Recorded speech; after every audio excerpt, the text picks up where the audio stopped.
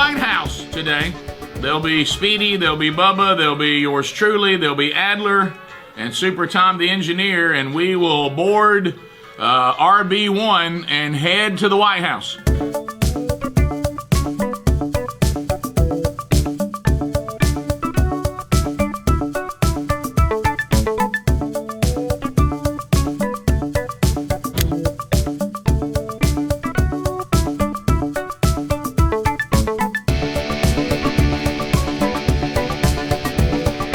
Trump just texted me, want to know if we got on the ground. I said yes, so he's standing by waiting on us.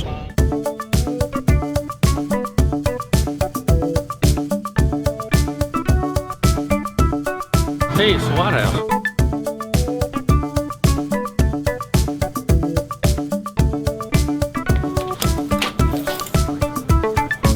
I think Bubba's got holes in the back of his pants. I'm not sure. Well, here we are.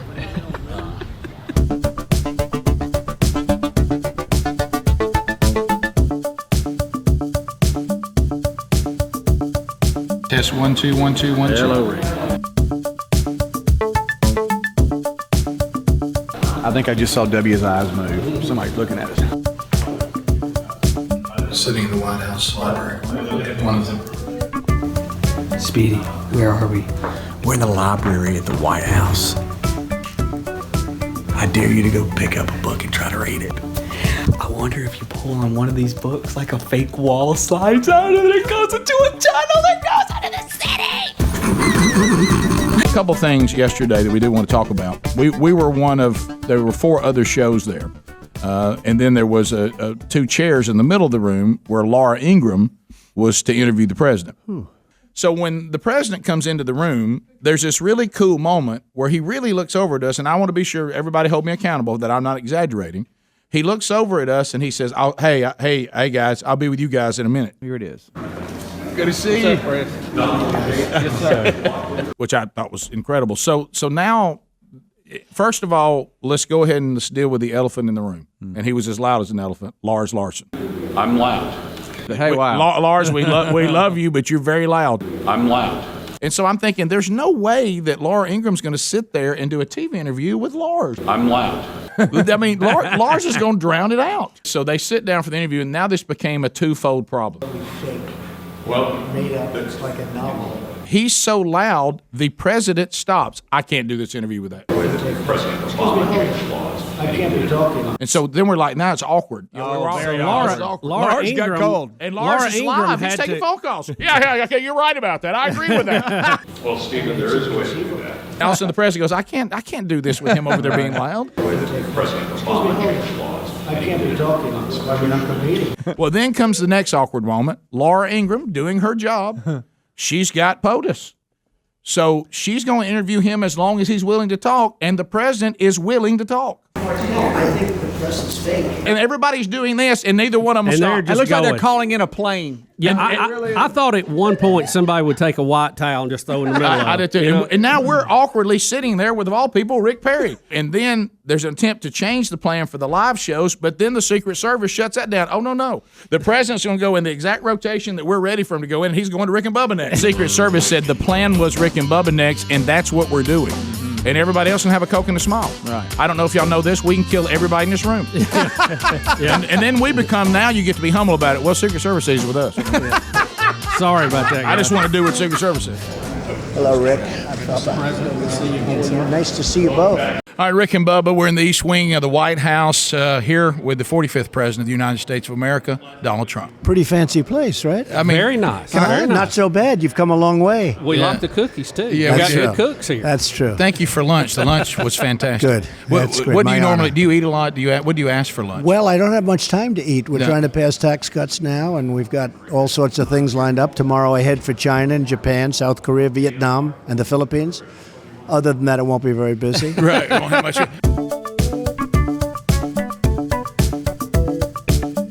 And Kellyanne Conway's joining us. Of course, obviously did the great job, with the Trump campaign. Now as a counselor to the President of the United States. Kellyanne, welcome to Rick and Bubba. Well, thank you for having me, Rick and Bubba. It's a pleasure, and welcome to the East Room. Americans want to keep more of their hard-earned money.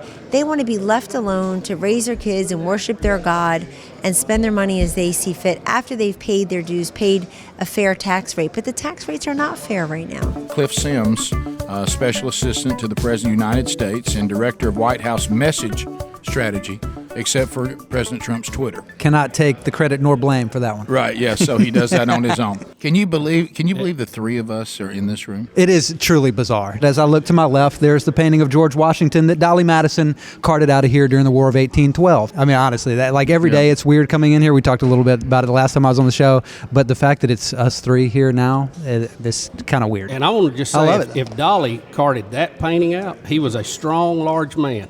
Or he had a lot of help. Because you couldn't fit that in a wagon. Yeah. You know, Dolly Madison was a woman, right? Huh? Dolly Madison. Well, she had some help. Right. None other than the president himself on for the second time. Did we think we would ever say that? Now, I understood here in the White House the fact that we asked him to do a celebrity liner, and he did it. This is Donald Trump, President of the United States. I love the state of Alabama, and you're listening to the Rick and Bubba Show, and enjoy it.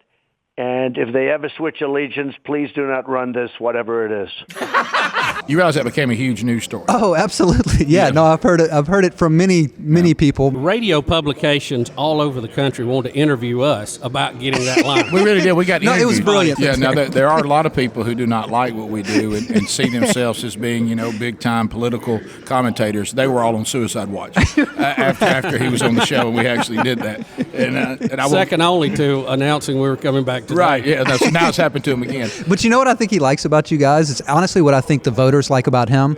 He's a normal guy. Yeah, he talks like they talk. Whatever. He's just annoying. He's going to say what's on his mind. And I think that's what, we've talked about it before. People said y'all would never make it on radio the same way they said he'd never make it as a politician. Right. But being real is so rare these days that when you see it, it resonates with people. It's worked for y'all. It's worked for him. Bubba, we have Raj Shaw who's joined us. Raj is the Deputy Press Secretary. Raj, welcome to the Rick and Bubba Show. First time you've ever been on, but we're glad to have you. Well, I got a great face for radio. Well, join the club. What do you think's driving the economy right now? Well, we think a lot of things, but I think that people who are making investment decisions about where to create a business, where to grow a business, understand that this president is on their side. He wants to make it easier for them to with the right policies on all fronts, regulatory front, with tax policy, and across the board. Talking now with Rick Perry, Secretary of Energy. And Secretary, welcome to the Rick and Bubba Show. This is quite a deal, isn't it? We're excited to be here. You ever be in the East Room of the White House? Well, my grandmama thought I'd be here, but I didn't believe it. I tried to get here for a while. The Lord had a different plan for me. That's right. And we were a big fan of your foxtrot too. So oh man, let me tell you, the hardest thing I ever did was that Dancing with the Stars. That thing. looks Holy difficult. Mackerel. That looks difficult. And I wasn't a dancer, of course. That was pretty obvious. When you think about this administration and what you guys are doing, when you think about that part of the economy, it affects every single American. And the previous administration had their thumb on the scale. They had the thumb on the scale of green energy, and that's where they put their effort. That's where they put the money.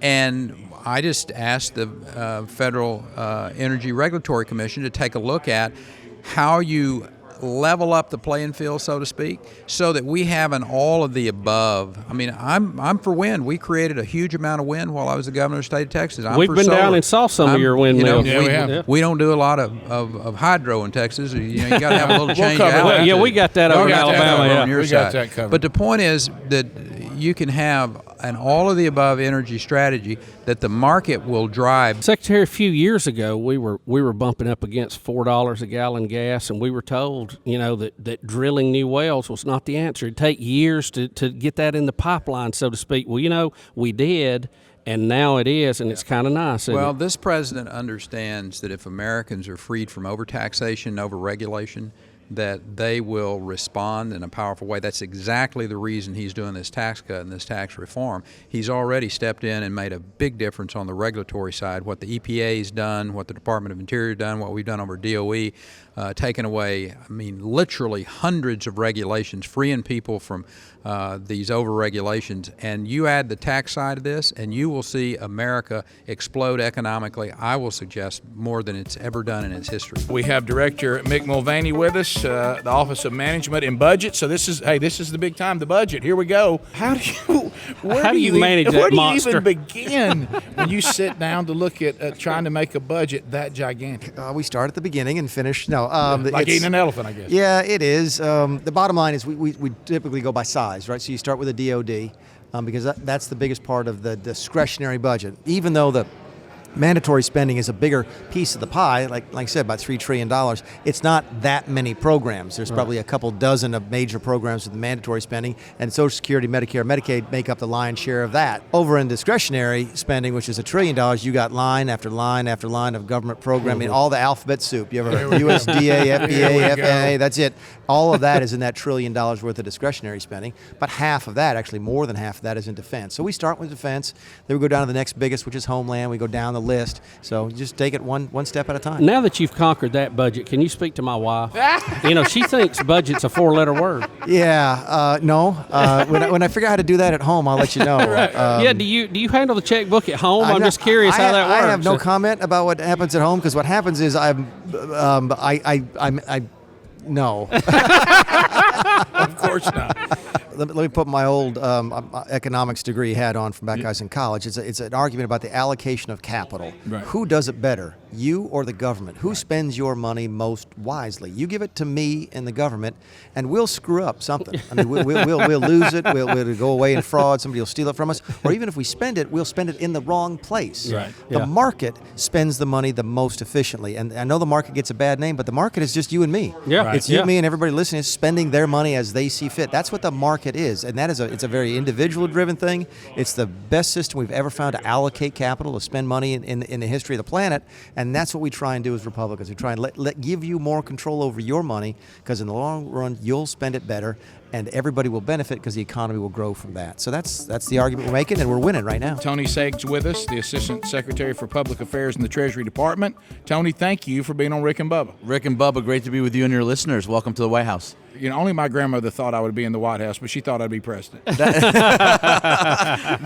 actually terrific. There was a moment in the Oval Office today when the president was welcoming some of the executives from Broadcom, which is a company that's domiciled right now in Singapore, but they're coming back to the United States. They said they want to make obviously their company home based here, and the CEO of the company said, his mother never would have imagined he'd be in the Oval Office, and the president chimed in and said, my mother either.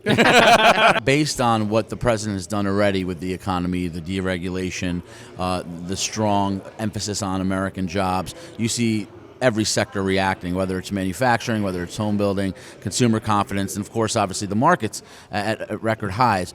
The reality is tax reform is the essential piece to get it done. Now, we've gotten 2 straight quarters of 3% plus GDP. People are criticizing us for suggesting that we can actually get sustained GDP at 3%. We've gotten it already because people understand how important the changes that you just mentioned to the corporate tax system, to the business tax system, and to the individual tax code can have such a positive impact. If you look at just on the corporate side, going down from 35 to 20, giving our businesses the most competitive rates, leveling the playing field for them, workers get the pay raise. Our Council of Economic Advisors put out a study. Workers, on average, will get anywhere from a $4,000 to $9,000 pay raise by lowering the corporate tax because they're the ones who bear the majority of that tax burden. I've never understood the logic of that. How can that even be a political issue, saying one party wants a high corporate rate, another party doesn't? Sadly, I think a lot of it just has to do with being obstructionist. We know from 4 years ago, Barack Obama and Chuck Schumer wanted to lower the corporate tax rate because they understood, it's, as you point out, so intuitive that we're not going to be able to compete as effectively if we don't lower that rate. And who's going to benefit is really the hardworking American who's not felt any benefit from the economy in the last 8 years. The way it was set up, if you inched to the right, you were in the Fox News TV view, I guess. Hey, you're in the shot. Move. All right, so we couldn't move to your right. Then you have Secret Service all around the table and handlers coming up whispering what's going on and what they need. Tom's doing the engineer side. Adler's trying to get the video, and I'm trying to be the correspondence between all that. First of all, how'd you like going to the White House? Guys, it's still sinking in. This is an opportunity, and thank you guys for this opportunity. What a great day. Well, don't thank us. We needed an engineer. Well, I mean, take us back to the high anxiety moment when we interviewed the president, and something that, with all the prep we did going in, we were not aware of, and you had to deal with it while we were actually talking to the leader of the free world. Yes, I was. I had got the level set. You guys were into the interview. Everything was rolling smooth. You know, you give yourself the pat on the back. It's working. We're capturing the interview. And this guy comes up to me in a panic, Daniel from the White House Communication Agency. He goes, "We're not getting a feed." And I said, "Excuse me?" He goes, "We're not getting the feed for this interview." And I go, "Didn't know about a feed. This is the first I've heard of a feed." Right. And I said, "Besides that, I don't even have a drop. I'll be glad to give you a feed." So he walks me over there and just points straight to the floor, and there lies a cable that runs into our table, up under the table. And I go, "That wasn't there, guys, when I set up. This showed up sometime between restroom and lunch, but it's not." They need their own feed so they can hear everything going on, and no one told us that till the interview had already started. And we were and there was so much going on. I'm not giving anybody a hard time. I can understand how that got dropped. So I reach over the console, get it plugged in, get it all set, and when I came up, I'm inches from the president's face. Nose to nose. Yeah, there it is. There's your moment. That picture needs to be framed in your engineer office. Yeah, you know it. It will be. I promise. Yeah, that's a big moment right there. Of course, I've got anxiety. Nobody's helping me. And I'm thinking these two guys are pros. Nobody's is pulling their hair out. So I started to go thumbs up, and I'm going, I just need to get out of the shot. Right. You know, everything's good. Yeah. So it was great. Just a little reassuring pat. Yeah, but, we would like one right then, and when the plane locked the brakes down. Yeah, that's just that. I mean, good gosh, could you not have turned around and said, "Guys, here's what's up"? Tommy, listen, I'm going Tommy here. Hey, buddy, listen. You know, the drop, the White House, that's mild. Listen, if we're in a plane that you're co-piloting and it aborts a takeoff, and I keep asking what happened, just tell us. Yeah, I didn't hear you guys in the back because we're trying to. All right, I'm assessing. Is the mission killed for today, or do we have a shot of getting to Washington? And that we were going back and forth on what we're seeing, what alarms are flying. Understandable. Yeah. Now you've made it clear what you guys are trying to decide, because every minute clicking by, because we're on such a tight schedule, you guys are trying to figure out, do we need to fly this plane? All we needed was men were going to live. That's it. Okay, yeah, because at one point when we passed our cars again, we all thought about pulling the emergency hatch and jumping out. Yeah, right. And I apologize. I started reliving it, and I'm going, it must have been pretty terrifying for the guys in the back. Yeah, it sure was. Yeah. I've never come to a stop from 110 miles an hour so quick. Oh, my gosh. Guys. You're right, Bubba. The front wheel is coming up. We're about 102, 105. Then I'd see that annunciator fire, and we're fighting it, and all of a sudden – I'm thinking, go, no go. Now's the decision point, and he just yanks the throttle, and the nose drops. And, I know exactly what happened. I lived it. Yeah, we lived it. We're busy trying to control the aircraft. Tell Greg about that. I was actually there. Tell Greg about it. I was kind of listening for an eruption from the back of what's going on, and it was super, super quiet. I'm thinking, okay, they're letting us manage the problem. No, we're managing our family. Tell them we love them. Right. We're telling them how much we love them. I'm asking God, is there anything between us that we haven't resolved? Right. We went to the White House to talk about a tax plan that could put thousands of dollars in families' pockets, greatly change the future of our country. And we're worried about me going into the glove box bathroom. Yeah. But that's this show, isn't it? It is. It's been 23 years of this kind of it's on me, and I'm all right with that. But I love the humor and happiness I brought to speak. You did. The audio video starts with us realizing something's wrong with Bubba. Yeah, that Bubba's got an issue. Here, let me tell you, this is me telling him it can't happen. Greg, please look. I'm saying it ain't gonna happen. Bubba's got to pee. Look, I'm trying to work it out. I'm saying this is what it's going to take. Like your face, Bubba. No, you're struggling. Oh, I'm hurting right now. I'm about to die. I gotta go. Greg, here we go. I'm going over for the touchdown. He's going in. That's it. I'm going to make it happen. Rick. Thanks, Rick. I didn't think you could. I didn't think you could see it. More stuff. I'm going in. Tell me I couldn't get a yard to tie it.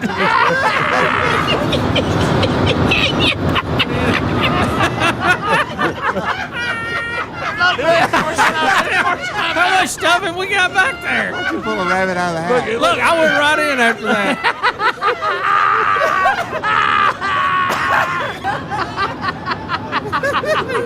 Rick, thanks for holding the curtain. I was trying to. We've been through enough.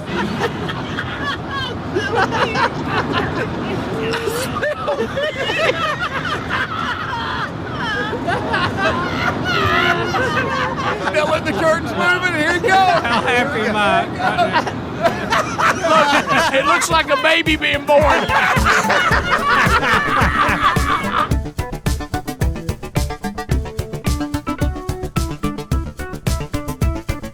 Cliff Sims. Can we talk about this? Yeah, we asked him. He said yes because I remember I just actually. want to double check. We didn't. Now, I did hear that right, Speedy? Okay. So I asked him. Getting real tired at that point, so Yeah, I might have missed it. I asked him, Ken, is this off limits? Can we talk about it? He said, most definitely talk about it. Cliff is from Alabama as well. Cliff has worked with the show, used to run Yellowhammer News, and would do a lot of coverage on politics and things like that, would interview us from time to time, do stories. So he's always been very kind to the show and plays a big role in our new access to this president. He came over to us and he said, no matter whether I'm in the room or not, when you guys finish, do not leave. And we were like, oh, okay, great. He goes, because I want to take you guys on a little special tour before you go back. So we were kind of like little giddy kids at that point. Yeah. Cliff came over and he said, I'm going to take you guys to the West Wing. So, West Wing. I mean, that's a whole different animal now. It is. Oh, yeah. Now we're getting over where the action is. Mm-hmm. And we got to, it was very quick, but it was very kind of him to take us. And, we got to see the Situation Room. Yes, saw that. Situation Room. We saw several offices, that of the vice president and communications director, chief of staff, all that stuff. And then the coup de grace, the Oval Office. When people allow you access, you can't abuse it because then it gets them in a lot of trouble. Exactly. I fought everything in my being. And you know what I've come to the conclusion? I'm doing better.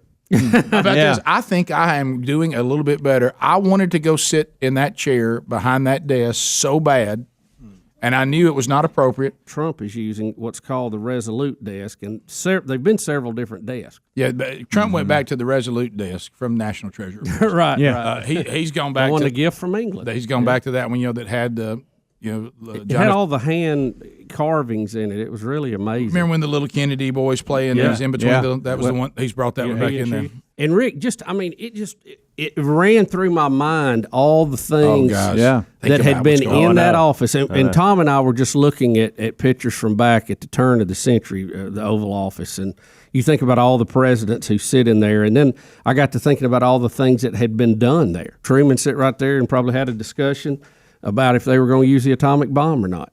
JFK on that desk signed the order proclamation 3504 authorizing the naval quarantine of Cuba. Almost carried us to the Third World War.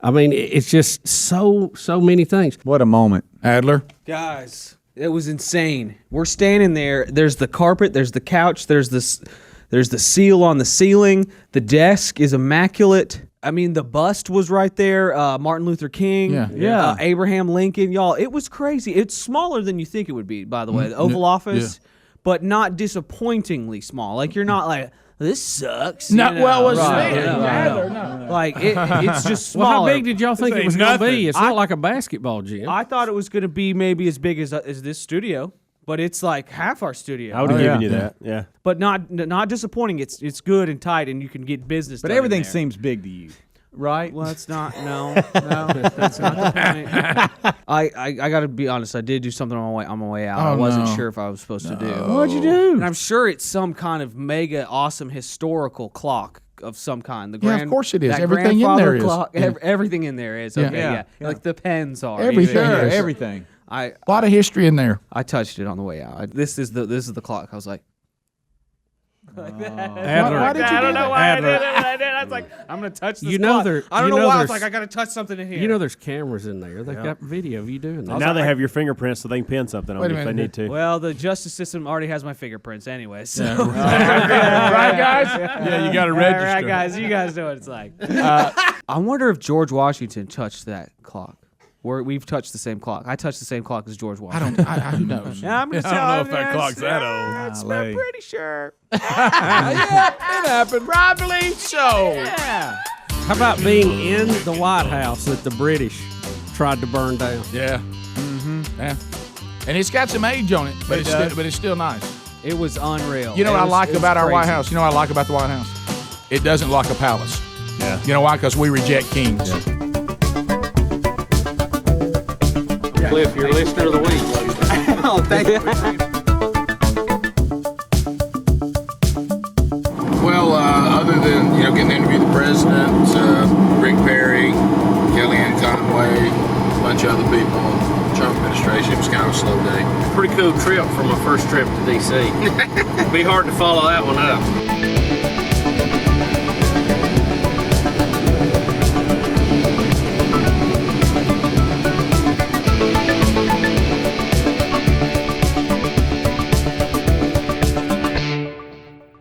We're eating like a turkey sandwich and some chips and a cookie in the White House. Why you always get me on meat?